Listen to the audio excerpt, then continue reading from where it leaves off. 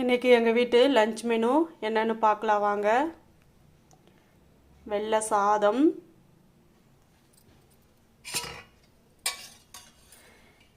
வெந்தயக்கீரை பருப்பு கடையல்,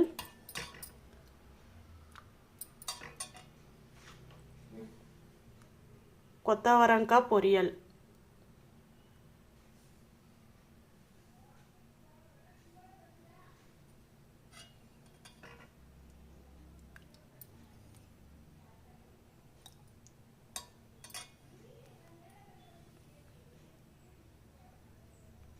இதுதான் இன்றைக்கி எங்கள் வீட்டு லஞ்ச் மெனு.